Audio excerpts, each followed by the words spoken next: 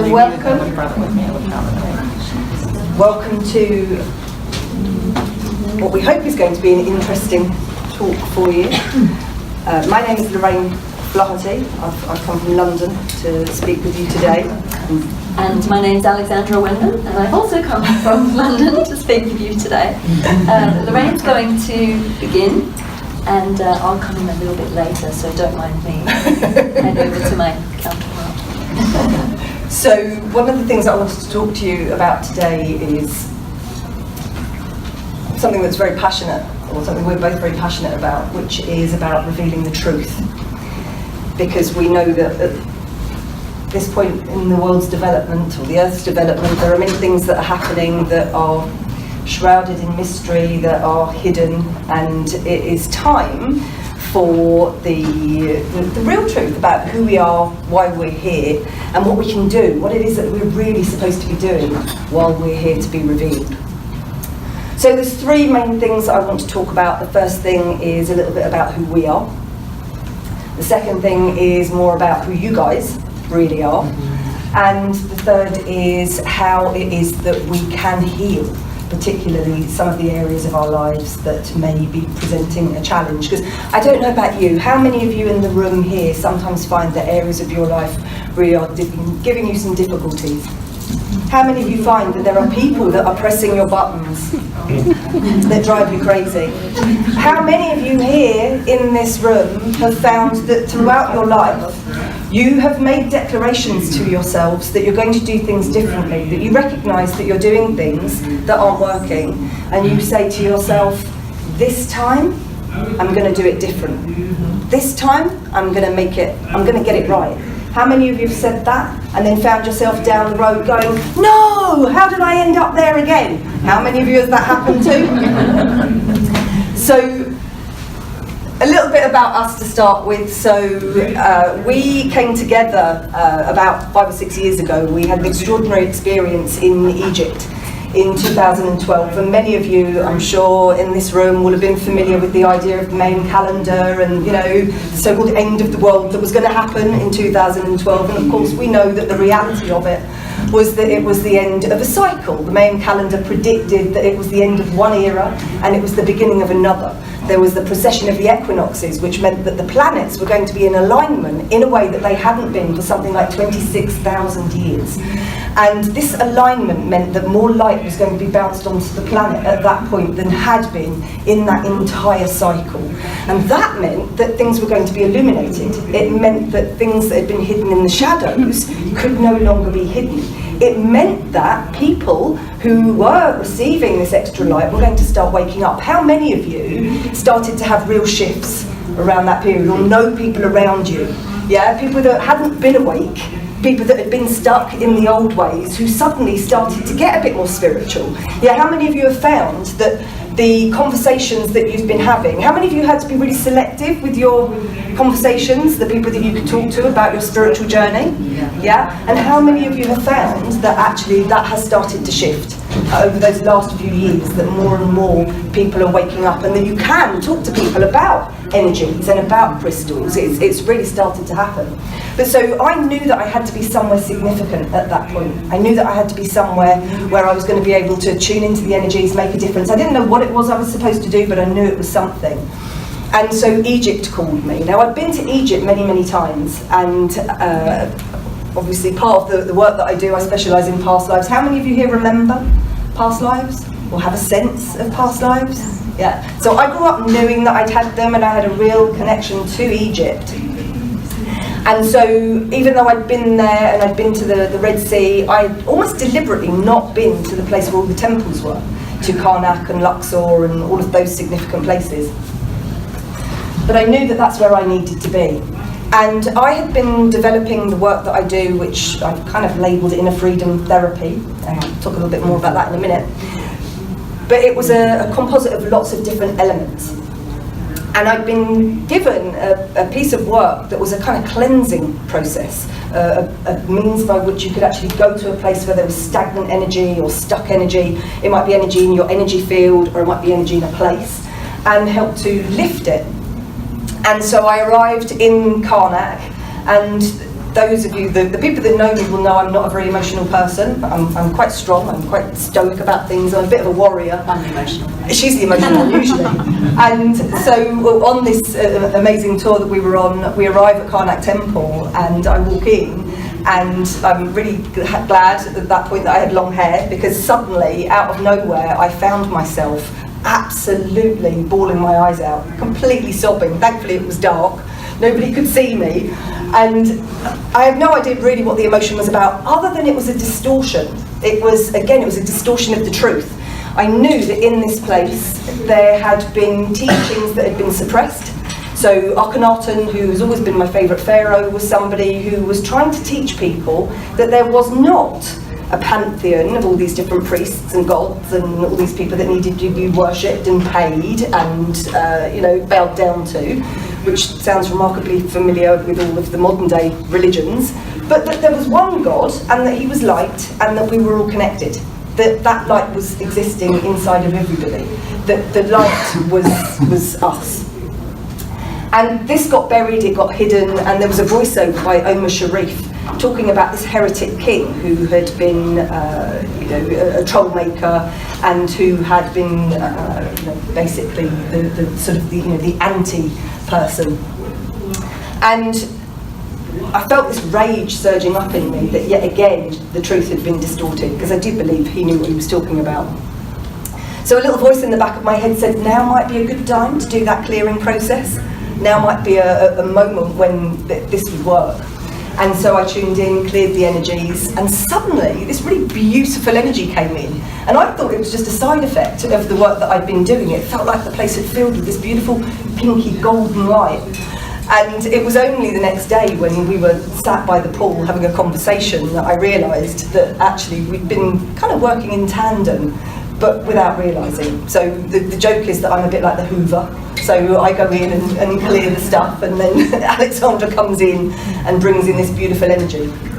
So we've been working for the last 5 years around the world, teaching and sharing some of the work that we've been doing. One of the other things that we've created recently also is a YouTube show, because we kind of got fed up of there not being enough normal conversations about spiritual matters. And in London there is a TV show called Loose Women, which is a daytime chat show where a panel of women come in and they talk about celebrity gossip. And it's a very popular show, but we said, why isn't there one talking about spiritual stuff? Why aren't there groups of people just talking and sharing information and knowledge, but expressing it in a way that doesn't make it so woo-woo, that doesn't make it so it's too airy-fairy? So we just decided that we would start our own. And so we are now sort of meeting with as many interesting people as we can and sharing these messages. So that's a bit about who we are. Who are you?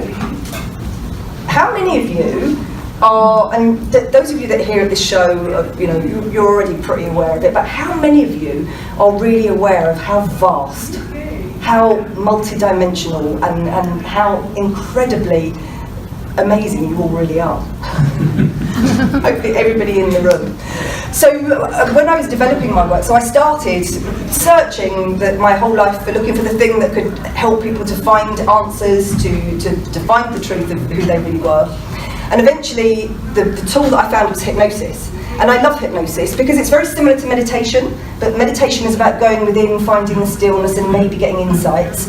I'm too impatient.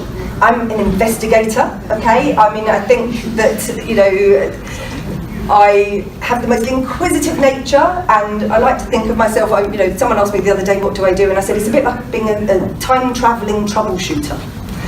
Because I want to get in and I want to fix things. I started doing counselling training, and I would sit and listen, and it helps to talk. And we were halfway through the training, and I said, when am I going to do something to help people? And they said, no, you just listen. And I'm like, no, that's not for me. Okay, that's not for me. Sorry, I want to get in, I want to do stuff, I want to change it. And I knew there had to be a way. So eventually learned hypnosis, and that was the magic key, because it gives you a tool to go into the subconscious. And the way I see human beings and the way I see the energy field is it's a little bit like a hard drive on a computer, okay? And those of you that have seen The Matrix will know that, you know, when we look at computer speak, it's like a series of ones and zeros. It's like computer language. I see DNA as being a little bit like that. It's codes. It's a series of codes and language, okay? And who you are as a human being right now is a composite of so many different aspects. So you are made up, your soul is eternal, okay? And it's infinite. And most of you will have had many, many lifetimes. And in each of those lifetimes, you would have agreed to be tested, to be challenged. You would have signed up for a mission of some sort, something that you were going to learn, something that you were going to actually have to accomplish. And in many of your lifetimes, there may have been a residue or something that was left over, or karma was created, because in the course of working through that lesson, you would have interacted with other souls, and they may have challenged you or tested you. And Lord knows, as we've discovered over the years, that in our lifetimes we are not always the good guy either, because who we are, by the nature of our learning and growing, we have to be the bad guy as well. Yeah, we have to be rich and poor, we have to be healthy and sick, we have to experience everything in order to complete that soul's journey. And not only are you made up of all of those experiences, all of that is encoded in your soul's energy, but you are also made up of a combination of your parents. Okay, so when your parents came together, they gifted you with their DNA. And so all of the information that is carried in that DNA of their experiences, but not just their experiences, you are also made up of all of the beliefs and the behaviours and the habits and the ways of thinking and being, even the physical traits of your ancestors. And this goes right back through the ancestral line. So just imagine if there was a glitch in the programme, and this is what I'm seeing, let's say there was an ancestor way, way back in time who experienced severe hunger, or who experienced a lifetime in a war or in a battle, and suddenly there wasn't enough energy, suddenly there wasn't enough money, somehow there wasn't enough time to actually pay attention to the children that they were raising. And they said, no, we're too busy, you're going to have to take care of yourself. Yeah, sorry, we haven't got time to give you any love, we haven't got time to give you any attention, you're just going to have to deal with it. In fact, in lots of cases, children were actually treated as though they were adults and they were put to work, and you know, there wasn't any nurture, there wasn't any care. So that child grows up with a belief or an idea that that's how the world works. That actually you don't get love and nurture and care. What you do is you just get on with it, you just function, you just deal with life. And then that child, as they grow up, thinks that's normal, so when they have children, that's how they treat their kids. So that when they have children, they pass that on. So it can sometimes get watered down and changed, but I tell you now that all of you will have somewhere in there a thread or a remnant or an element of that. And so I realised that actually in order to heal, you had to deal with all of those elements. You're also going to be made up of a set of files that were probably empty when you first came in as a child. Yeah, so there's all the information about your other lifetimes, there's information from your ancestors, your parents. Then there's a filing system of the experiences that you had as a child. So you came in with a fairly empty filing system, and then all of the experiences that you had determined your frame of the world. So if you grew up in a world where there was love, where there was support, where there was a feeling of safety, then as you go out into the world, your expectation of the world is going to be reflecting that back to you. But if you grew up where there was a space of lack or limitation or fear in any way, then your expectation of the world will be coloured by that. So I realised that it wasn't enough in order to heal to deal with any one of those aspects. You had to deal with all of them. Also, it's become really apparent to me, especially in clearing these energies, that sometimes when souls leave the planet, they don't actually, because they might not feel safe, or because they may go in a state of shock or confusion, sometimes they don't want to leave. Sometimes they don't feel as though they deserve to go home, to go back to the light. And sometimes they're worried about the people that they left behind. I did a session with someone a little while ago, and she ended up having energies in her energy field, and they were children who it was a child that had died in an accident and had been too afraid to go home because they were worried that their friends would get into trouble, so had stayed behind to look after their friends. But then when the friends went home to their parents, the spirit of this child was stuck. And then it looked for a space that was safe, it looked for a home, it looked for somewhere it could go to.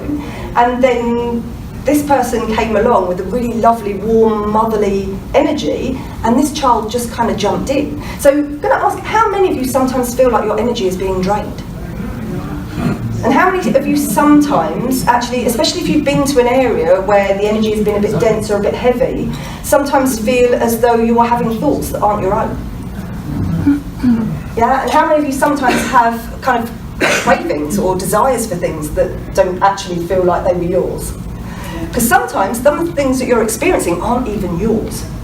And so the hoovering system and the kind of, my computer program, I've realised that you actually have to be like a computer programmer. That the state of hypnosis allows you to go into that subconscious realm and look for the glitches in the program in a way that you couldn't do it with your conscious mind, because your conscious logical mind is only dealing with the present. And the present is great. I know that we all live in a world where people talk about living in the now.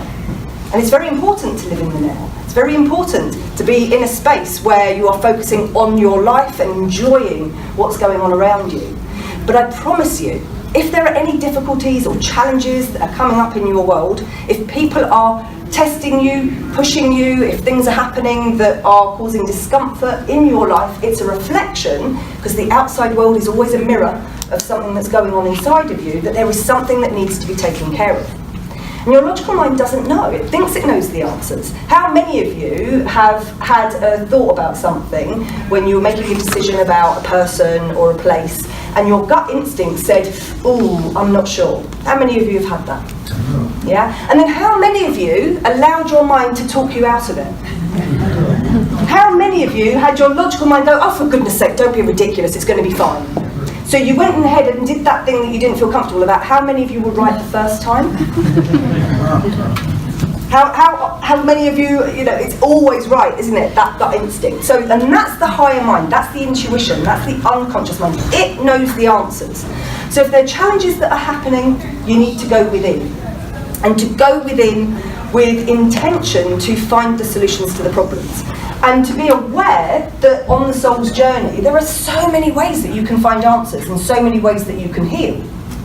What I learned is that as human beings, if you have a medical issue and you go to the hospital, they can take a strain of your hair or they can take one cell, and the information that's in there is kind of holographic. One cell contains all of the information about who you are. They can read everything about you in there, yeah? They can tell so much. But your soul's energy is also holographic. And here's the beauty of it, because in order to heal, in some ways it doesn't matter whether you heal events that happened in a past life, whether you heal the events that happened in this life, or whether you are dealing with the ancestral stuff. Because any changes that you make at any level, because it's holographic, it's healing the whole. And I'll also let you into another secret as well, is that who you really are is so much bigger than perhaps you've even thought of, because you are a part of everything, the whole. We are all effectively one big family. This world, this space that we live in, it is almost a giant hologram, and each one of us is a part of it. So every time you heal an aspect of you, you're also contributing to the healing of the entire world. And this world, if we want to take it out even further, is just one tiny molecule that is a part of the greater universe. And so every time you heal, you're actually enabling that entire universe to heal. And this universe, as I was once shown when I did a little journey on ayahuasca, some of you, how many here? Yeah, okay, so when the mind kind of gets blown open, and I had this huge argument with Mother Aya while I was there, when I could see these molecules, I could see these particles of energy that we were, and how it was all interconnected, and how it was all interlinked, and how it was all blending. And at a certain point, when I had that sense, that awareness of being part of everything, and being at one with everything, and just, being this tiny, tiny molecule of energy that was part of the whole, I felt like I got taken out to the edges of the universe. And it was so beautiful. And then there was just this awareness as I stood there, holy crap, this is just the beginning. Because I got to the end of our universe and it just repeated and it repeated and it went on. And so I came back and I've been incessantly painting mandalas ever since to try and create those molecules of energy and to recreate those things that I saw. So I invite you, as humans who are part of this huge, incredible picture to ask questions, to go within, to look for those answers inside. And if I may, before I hand over, I want to do just a little exercise with you, because I want you to kind of experience that ability to connect. This is just a very, very simple, and it might be something simple to things that you're doing already, but I'd like to share my version of it here with you today, if I may. So I'm just going to ask you, if you would, to just place your feet firmly on the ground, and to make yourselves as comfortable as possible, and to just close your eyes. And with your eyes closed, what I'd like you to do is I want you to just bring your awareness down into your heart centre. And as you bring your awareness into that space, I want you to just become aware. Some of you may notice it already. If you can't see it or sense it, just imagine what it would be like if you could. I want you to imagine a little spark of light right there in your heart centre. Beautiful little spark of light, because I've recognised in the work that I do that this light exists in everybody. It exists in everyone, it exists in everything. That spark of light is your connection to Source, it's your connection to the divine. That spark of light inside your heart is your connection to the all and everything. It's pure, unconditional love. And as you focus your awareness on it and bring your attention to it and almost give thanks for it in that acknowledgement, the recognition that it's there, I want you to visualise and imagine it getting brighter. Imagine it illuminating. Imagine that it's getting wider and higher and stronger. So it's almost filling your entire energy field. And I want you to imagine that there's a column of light that runs right down through your spine, right down through your body. And imagine that light flowing all the way down until it goes right down through the soles of your feet, sending it all the way down into the earth.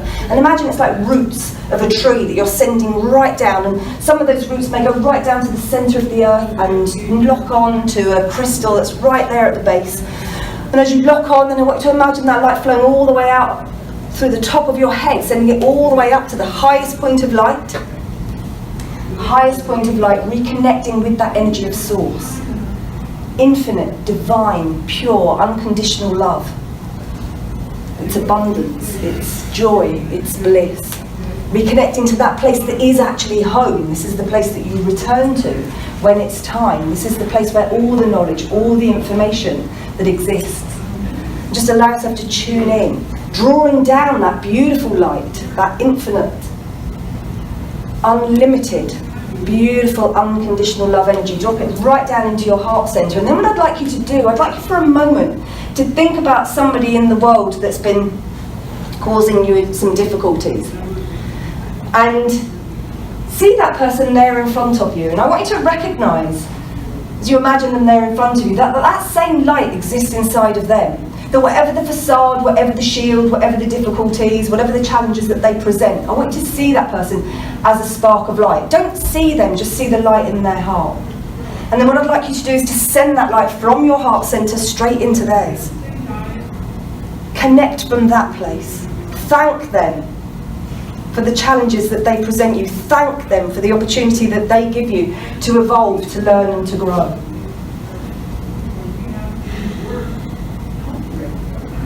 And just notice how the energy changes.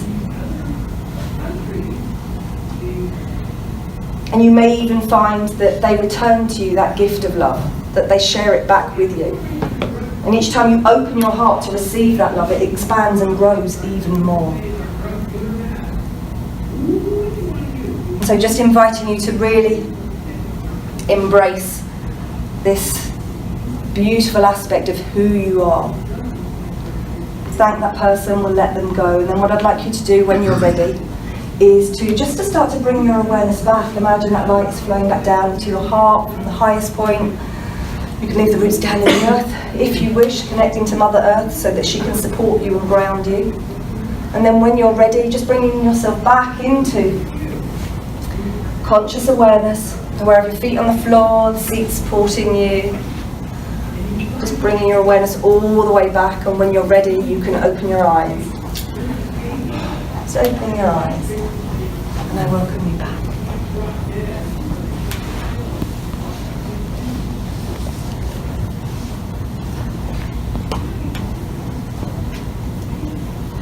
I don't think I need to do anything now. I think she's done it. I would now like to hand you over to Alexandra. Thank you. Oh, thank you, Lorraine. So now that we're all beautifully zenned out,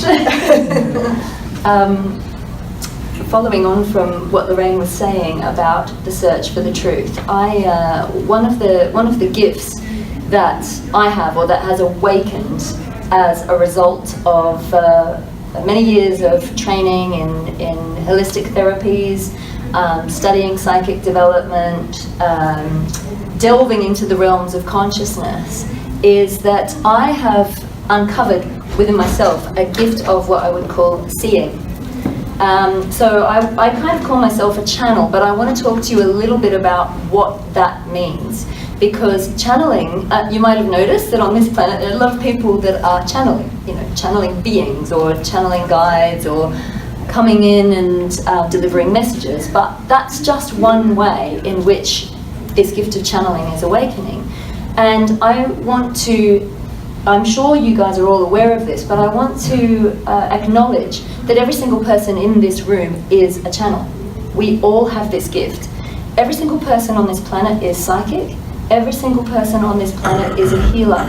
And this is part of our own divine birthright, that if we choose, we are able to access and awaken to these gifts. I am not special. I was not born with some golden ticket. She is quite special. I do have, since I rediscovered these gifts, because I believe that none of this is new age.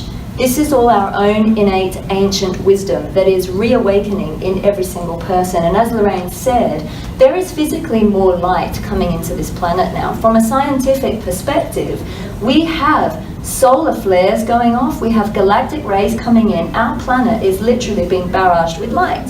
And what that does is it's like walking into a dark room where you might not know what was in there before, and switching on a light, and suddenly you can see, oh my gosh, look at all the amazing stuff in this room. It's like you're going into your old attic room, and you have, like, if we were talking about, say, somewhere that you store old books and treasures. I write poetry, and I love old books, and I love the smell of old books, and to me that's treasure and that's wisdom.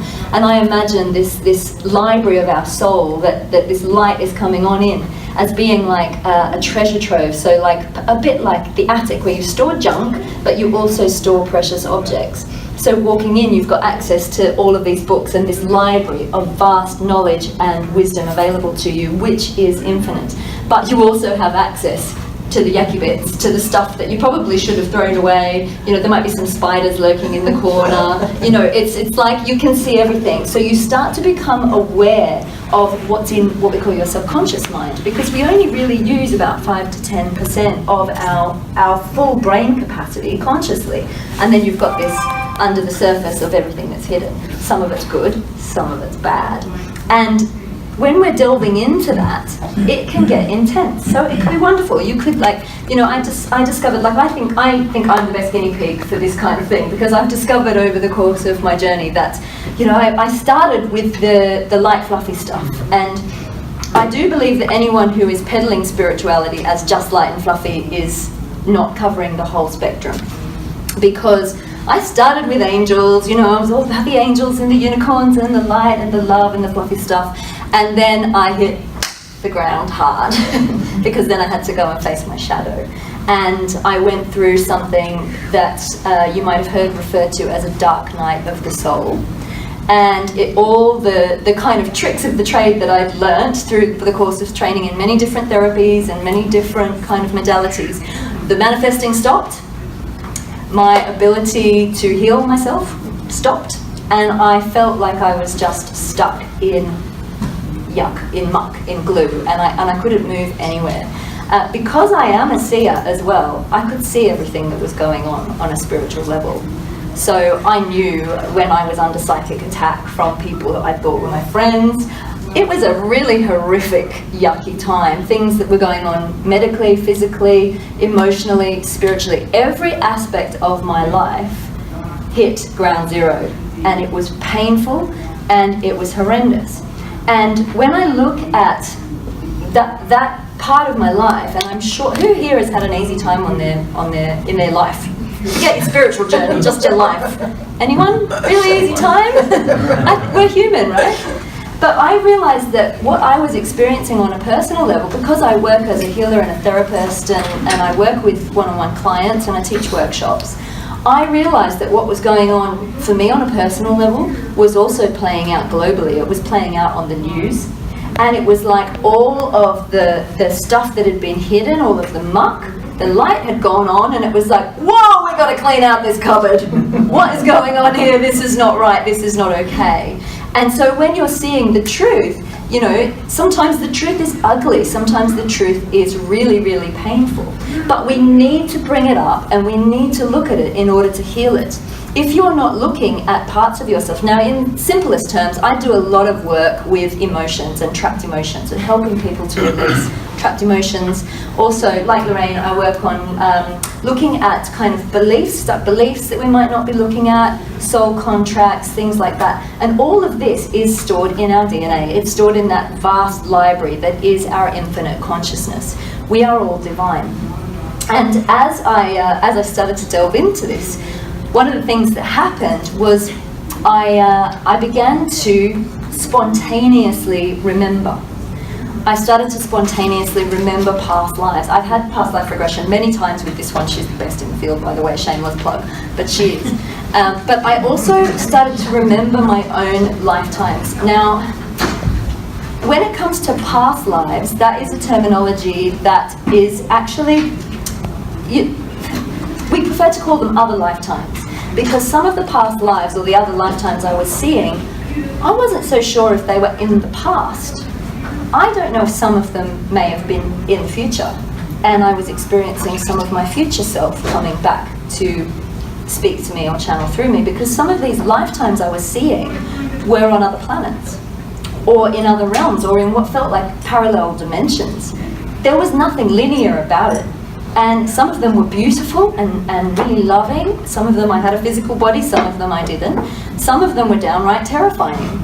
But in the course of this, I started to receive information. Now, channeling, in this instance, I believe it all comes from your higher self. I actually teach channeling. And it's the best way to empower yourself is to always go through your divine self, your higher self, your innate wisdom.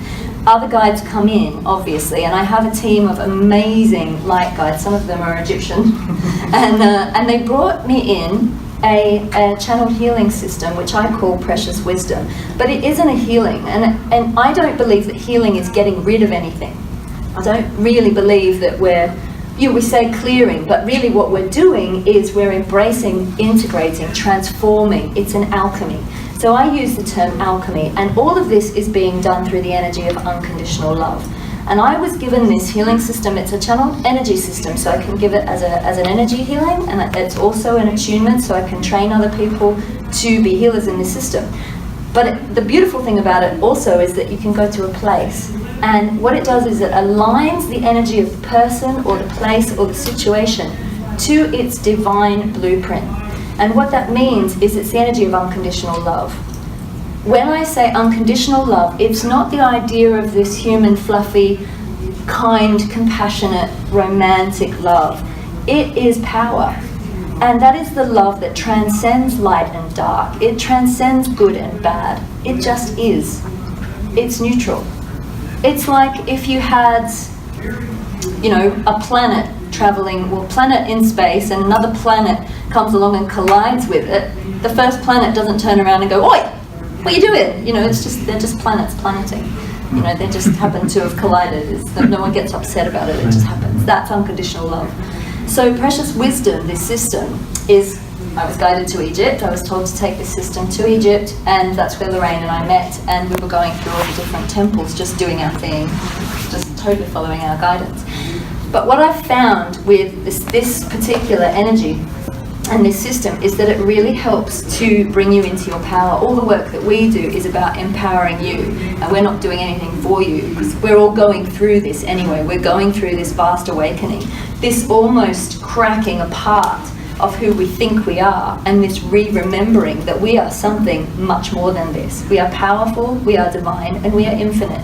And it's a little bit like a birthing process. it can be really, really painful. But in that pain and in that breaking open, that's where the light comes in. That Leonard Cohen quote, you know, blessed are the cracked, for they let in the light.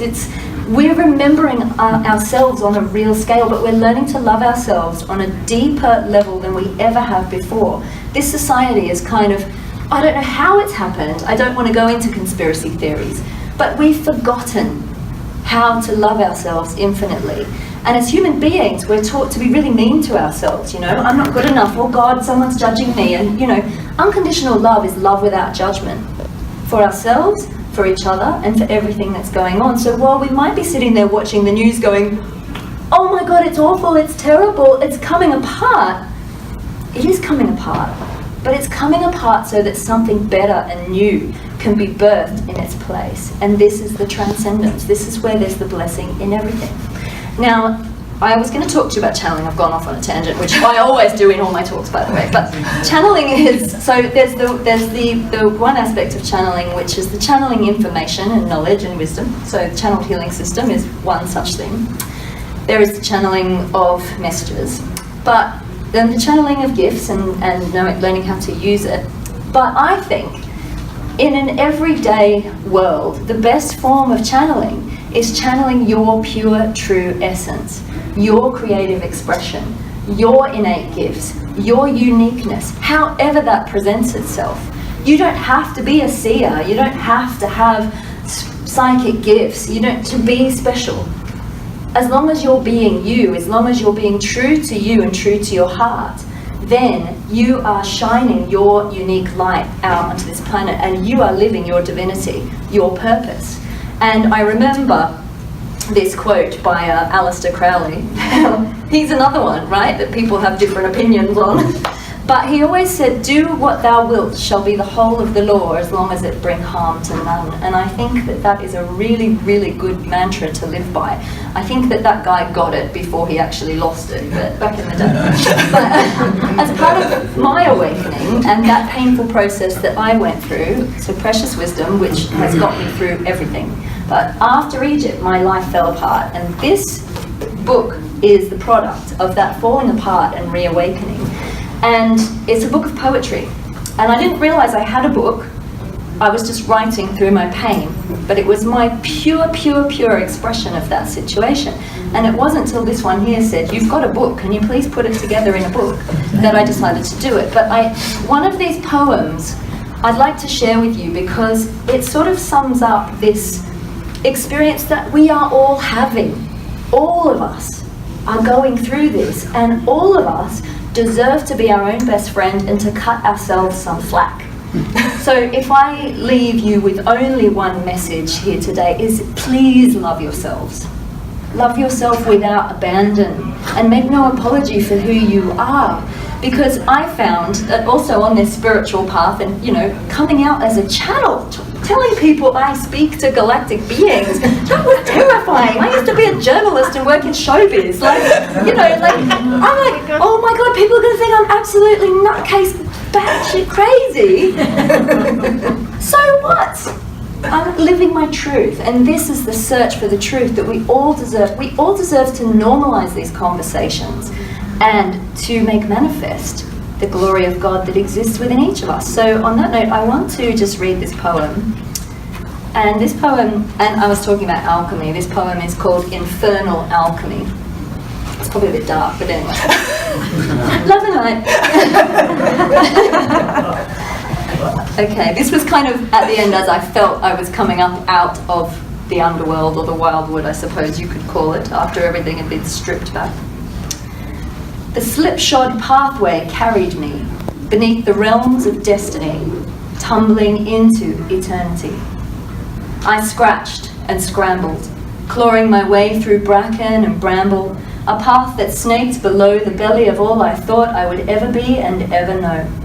Deeper, deeper down I flowed, the endless fall, the undertow, casting a terrifying shadow, looming, blocking out all light.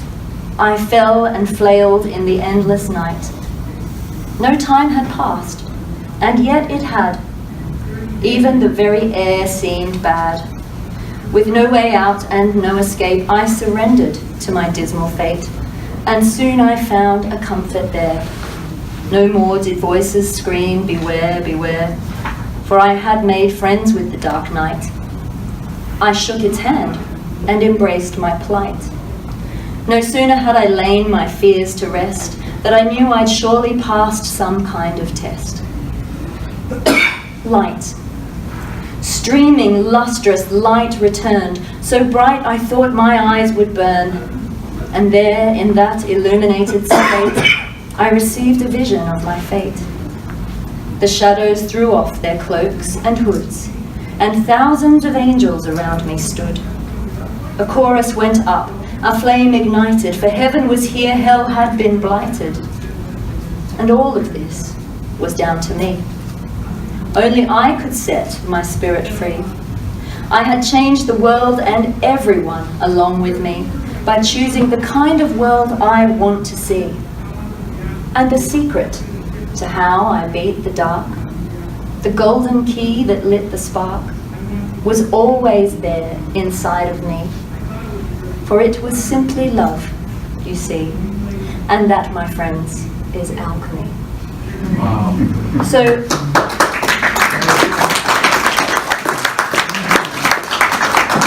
in simplest terms, the truth is love. And this is what is threaded through every single thing that Lorraine and I believe, that we teach, that we share.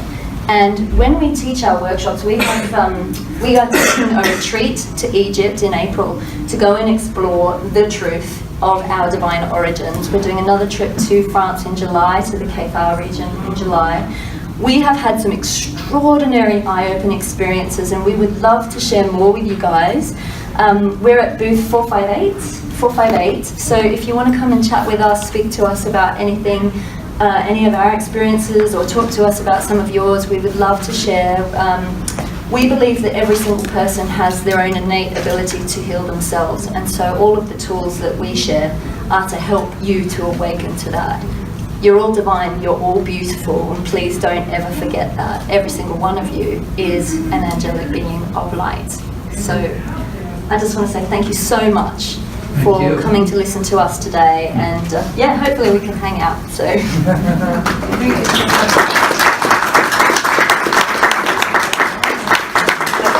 we have time to just answer a few questions? Yeah. Yeah, so if anybody does have any questions for us before we go, we've just got a couple of minutes. Yes. Do you have a specific extraterrestrial that you channel? I channel. I've got some. Or just several? I've got several in particular. I've got several guides that are very, very close to me. I have an amazing Pleiadian guide called Gandar, who he is actually. It's weird because it's all very multidimensional. He is actually my husband in another dimension. And I've also got, usually the beings that come through to me, it's a collective consciousness, and they call themselves the Higher Galactic Council of Light. And many of the Egyptian Natiru actually belonged to that group, so the Egyptian pantheon of gods and goddesses were actually beings that belonged to that group. But I keep asking, how many of you are there? And they're like, give me the infinity symbol. They give me 8 turned on its side, and I'm like, okay. But the messages, when you're channeling messages from beings that are, you know, of an ascended, I call them ascended Christed beings, because they're sort of above the duality, they transcend the duality, it's all very loving, they've kind of had this experience of the 3D and they've learned from it. The messages are always loving, they will never be disempowering, and they will never tell you what to do. Like, there's also a lot of trickster energies out there, so when I teach channeling, I teach people that always follow your gut feeling. We're sentient beings to begin with, so your feeling will always be right. It's like Lorraine said, if you ever ignore that gut feeling, that's often when you kind of get thrown off track. So always trust yourself, trust that you are divine and you are powerful. And then that's when you always go through your higher self first, and then your guide team will come in. It will always be loving. And can I just share one of the experiences that we had in France? We went to Lourdes, which many of you will know is a pilgrimage site for the Catholic religion, and I'm a lapsed Catholic. I was born in a Catholic family, which made me search for the truth, because I knew it was all of it. And we arrived in Lourdes just at the time of they have a 9 o'clock procession, and it goes on for hours, and there's thousands of people, and it was actually really moving, it was actually really emotional, but it was the hope, it was all these people that had come here hoping that they were going to go away cured, that they were going to go away healed.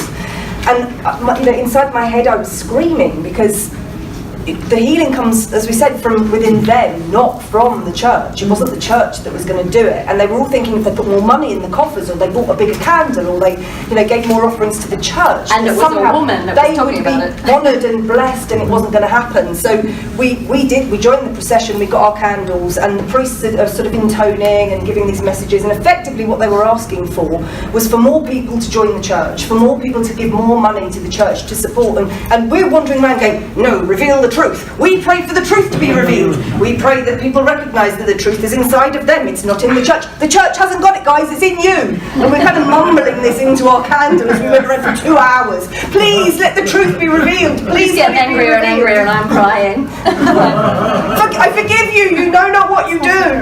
To all of the priests, I had to really rein myself in. Anyway, at the end of this really, really powerful thing, we were just, and I'm trying to stay in unconditional love. I'm trying to drop back into my heart centre. It's all about love, guys. It's all about love. We can't persecute them. It can't be them and us.